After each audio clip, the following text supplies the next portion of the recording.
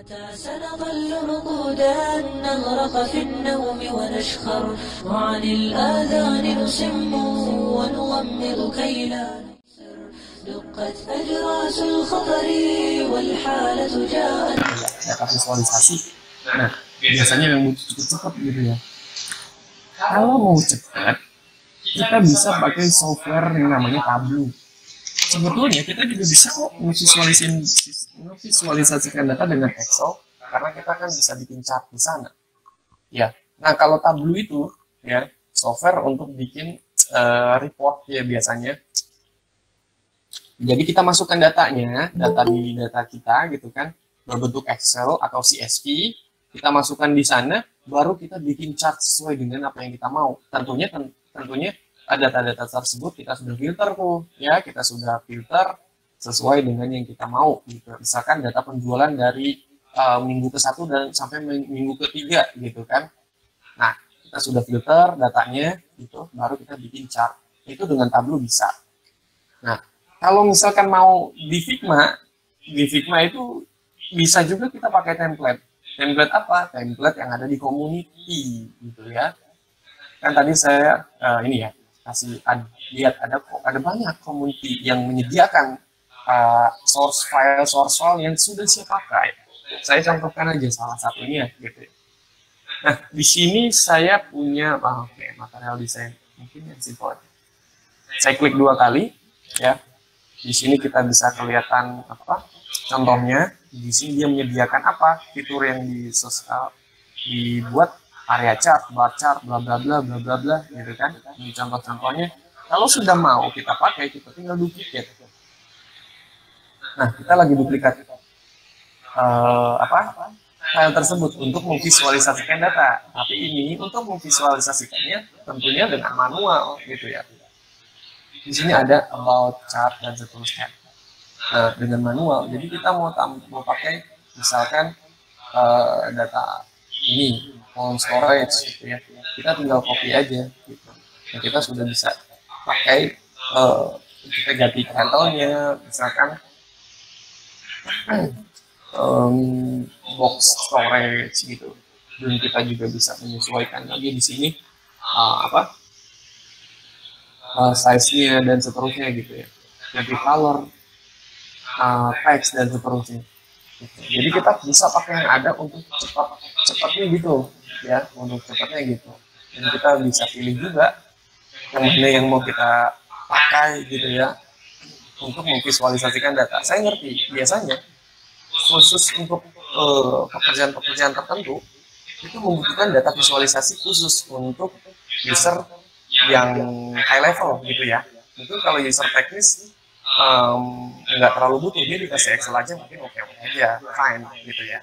Tapi biasanya user high level di atas manager dan seterusnya, dia butuh visualisasi data yang mudah dicerna dan menarik, gitu. Nah, mudah dicerna dan menarik itu butuh skill desain yang nggak asal menampilkan. Menariknya berdasarkan apa, mudah dicernanya berdasarkan apa pesan yang mau kita sampaikan berdasarkan laporan tersebut. Nah, itu sih biasanya data analis kerjanya, gitu ya. Nah, itu sedikit yang bisa saya bantu, karena kalau ngebahas Tableau dan lainnya itu udah di luar scope. Mudah-mudahan saya bisa bikin kelas seperti itu juga ya, karena juga saya punya pengalaman di situ, olah data dan seterusnya, gitu. Khususnya di divisi SNOC, ya, Service Network Operator Center yang ada di Telkomsel. Gitu. Nah, terus berikutnya apa ya? Untuk karir UI UX gimana Mas Fajar? Oke. Begini, UI UX adalah 2 profesi yang berbeda, itu dulu kita harus tahu. Sebetulnya kalau di perusahaan besar, UX itu orang atau bagian yang berbeda, UI itu bagian yang berbeda. UX itu orang yang tugasnya nge-research data, siapa usernya, apa goalnya, story-nya seperti apa, background masalahnya seperti apa, pain point-nya seperti apa, user journey-nya seperti apa yang mau dibuat, apakah valid ide produknya itu sesuai dengan market atau tidak. Jadi sebelum kita membangun sebuah software, UX lah yang bekerja untuk research. Kita sudah tahu datanya, baru orang UI membuat apa? Membuat wireframe, membuat UI, membuat jadi prototype dan melakukan testing gitu. Nah, itu untuk UI sendiri. Oke, sebentar. Habis saya jelasin, saya persilahkan. Jadi kalau yang di Indonesia, untuk satu orang, it's okay, nggak masalah. Dan itu banyak sekarang peluang pekerjaannya, khususnya UI UX yang junior ya, banyak sekali gitu yang membutuhkan, apalagi di Singapura gitu ya. Saya sering banget dapat tawaran, tapi qadarullah belum tembus mungkin karena problem satu dan lain hal gitu ya. Nah, di Singapura, Malaysia itu banyak sekali dan gajinya luar biasa gitu. Nah, kalau untuk di Indonesia range gaji untuk UI UX itu di berkisaran ya. Kalau junior yang saya tahu itu dari angka 6 sampai 8. Kalau senior itu dari angka 10 sampai 15 mungkin di Indonesia gitu ya. Wallahu alam, itu range gaji yang saya tahu, tapi kalau aktualnya di lapangan ada yang gajinya di bawah 4 juta, ya mungkin lihat-lihat juga perusahaannya gitu ya. Dan pekerjaannya, apakah benar-benar pekerjaan yang nge-research, pekerjaan UX beneran yang dilakukan atau cuma desain doang gitu ya. Terus emang kebutuhannya untuk UI UX atau cuma buat visual design doang, kita kan ngeliat juga perusahaannya seperti apa gitu. Namun ya silahkan Pak Soleh kalau mau. Oke, kita tadi udah nanya di komen ya. Untuk pemula gimana sih caranya agar gaya desain yang kita buat itu konsisten? Kita belum bahas teori. Besok pertemuan berikutnya kita bahas teori. Jadi di desain visual itu, mau desain visual secara umum atau spesifik UI gitu ya, user interface desain gitu, ada prinsip-prinsip dasar yang kita harus pegang. Intinya gini, setiap orang itu pasti punya prinsip yang berbeda-beda gitu kan. Prinsip itu merepresentasikan dirinya seperti desain gitu. Jadi dia merepresentasikan dirinya melalui prinsip dan dia tuangkan ke dalam proyek. Jadi proyek yang dia kerjakan pasti punya khas tentang dirinya gitu.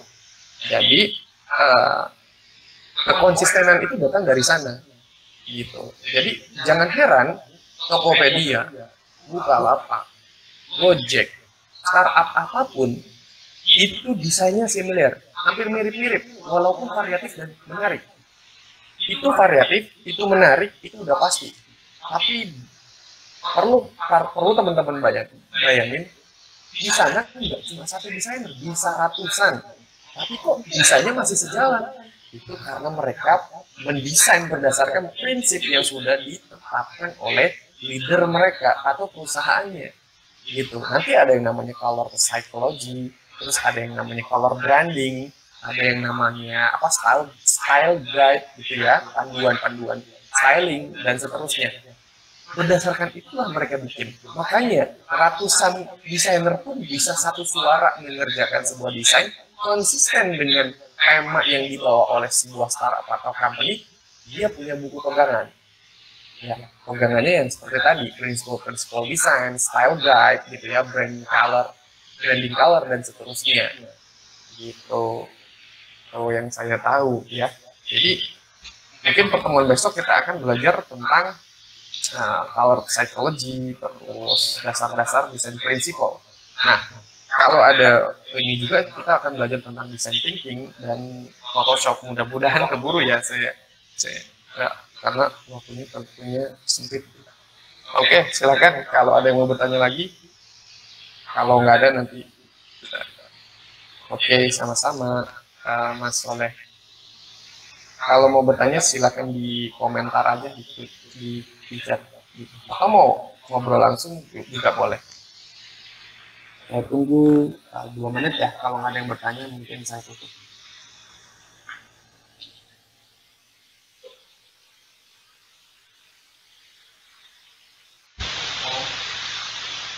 Ini masuk ke kursus ya, gimana ya bilangnya?